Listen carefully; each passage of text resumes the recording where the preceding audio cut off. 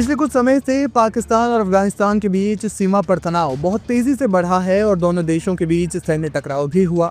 अब दोनों मुल्कों के बीच सुलह करवाने के लिए तुर्की मध्यस्थता कर रहा है, लेकिन इस्तांबुल में चली ये वार्ता भी विफल हो गई है।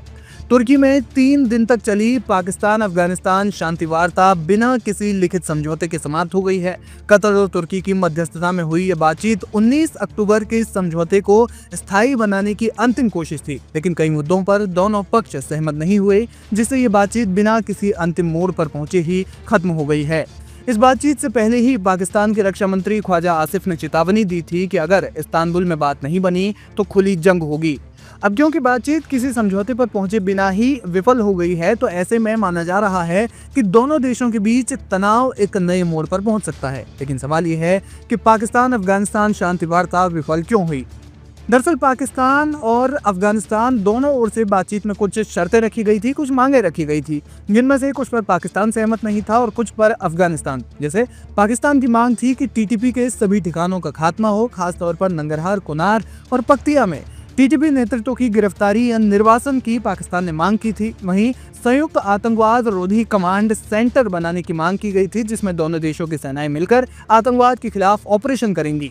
इसके अलावा डूरन लाइन पर 900 किलोमीटर से ज्यादा लंबी जो सीमा है उस पर तारबाड़ की जाएगी, जिसमें अफगानिस्तान बाधा नहीं डालेगा। इसके अलावा 13 लाख अवैध अफगान शरणार्थियों की वापसी की पाकिस्तान मांग कर रहा है।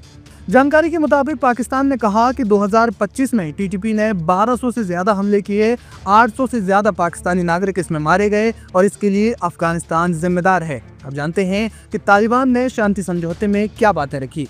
अफगान प्रतिनिधिमंडल ने पाकिस्तान की मांगों को संप्रभुता पर हमला बताया, टीटीपी को पाकिस्तान का आंतरिक मुद्दा घोषित किया और तालिबान के प्रवक्ता जबीहुल्लाह मुजाहिद ने कहा कि हमारे पास कोई टीटीपी नहीं है, ये पाकिस्तान की आंतरिक नाकामी है, अपनी नाकामी है। तालिबान ने 7 से 8 अक्टूबर को पाकिस्तानी सेना द्वारा किए गए हमलों की निंदा की। माफी और मुआवजे की मांग भी इस दौरान की गई। डूरन लाइन फेसिंग को पश्तून एकता का विभाजन उन्होंने बताया और कहा कि पाकिस्तान की तारबाड़ की मांग को खारिज किया जाता है।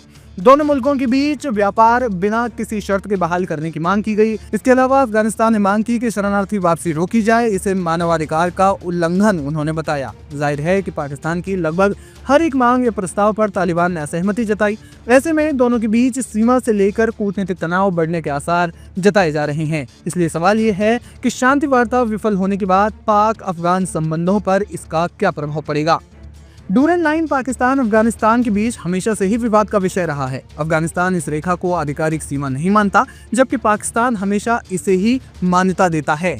विदेश मामलों के जानकार डॉक्टर ब्रह्मदीप अलू ने कहते हैं कि डूरन रेखा की गंभीरता को पाकिस्तान को समझना पड़ेगा और अगर वो नहीं समझता तो पाकिस्तान को इसका खामियाजा भी भुगतना पड़ेगा। ये रेखा पश्तूनों को बांटती है। पश्तून इस रेखा को बांटने का मतलब अपने परिवार को बांटने जैसा समझते हैं। पाकिस्तान अगर इसे गंभीरता से नहीं समझता है तो ये मुल्क में आंतरिक विद्रोह का कारण बन सकती है। एक समस्या है जो कि उनकी जो खासकर वायुसेना जो है या मतलब वायुसेना के नाम पर उनके पास कुछ है ही नहीं तालिबान के पास।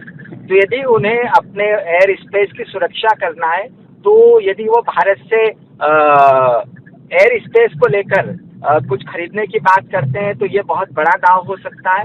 और यदि ऐसा हो गया तब तो फिर तालिबान जो है वो पाकिस्तान पर बहुत भारी पड़ेगा। लेकिन वहीं पर यदि जमीनी हमला यदि पाकिस्तान की एयरफोर्स ने काबुल पर हमला करने की कोशिश की तो जमीन पर तालिबान बहुत मजबूत है और उधर के जो कबीले हैं वो यदि अमीरात के साथ होते हैं तो पाकिस्तान बहुत अस्थिर हो जाएगा और यह जो स्थिति है ये पूरी दक्षिण एशिया के लिए और ज्यादा खतरनाक हो सकती है। डॉक्टर अलू ने कहते हैं कि पाकिस्तान तालिबान का सैन्य संसाधन के तौर पर इस्तेमाल करता रहा है, लेकिन अब क्योंकि तालिबान सत्ता पर काबिज हो चुका है तो पाकिस्तान चाहता है कि तालिबान उसके हितों के हिसाब से काम करे। लेकिन अगर तालिबान ऐसा करता है तो अफगानिस्तान में उसका विद्रोह हो सकता है। टीटीपी ने पिछले कुछ महीनों में पाकिस्तान में हमले तेज किए हैं और न सिर्फ टीटीपी बल्कि बलोच भी पाकिस्तानी सरकार से बेहद नाखुश है और इस कारण पाक अस्थिरता झेल रहा है। एक्सपर्ट्स मानते हैं कि तनाव लगातार बना रह सकता है, लेकिन ये जानना भी जरूरी है कि भारत के लिए तालिबान पाकिस्तान तनाव किस तरह फायदेमंद है। फॉरेन एक्सपर्ट डॉक्टर ब्रह्मदीप अलूने कहते हैं कि भारत की विदेश नीति अब ज्यादा यथार्थवादी यानी रियलिस्टिक है। तालिबान के मामले में भारत की रुको और देखो की नीति ने भारत को बहुत ज्यादा लाभ पहुंचाया है। अब अफगानिस्तान के जरिए भारत पाकिस्तान के अलावा तुर्की, अजरबैजान पर दबाव डाल सकता है। इसके अलावा तालिबान शासन के भारत के साथ दोस्ताना संबंध होने पर हम न सिर्फ एशिया बल्कि मिडिल ईस्ट और यहाँ तक कि यूरोप तक भी भारत मजबूत होगा। अफगानिस्तान की लोकेशन भारत के लिए स्ट्रेटेजिक तौर पर बेहद महत्वपूर्ण है। अफगानिस्तान के बूते भारत न सिर्फ पाकिस्तान बल्कि चीन पर भी बेहतर दबाव बना सकता है। ऐसे में पाक तालिबान संबंध जितने खराब होते जाएंगे उतना ही भारत के लिए ये एक रणनीतिक जीत मानी जा सकती है।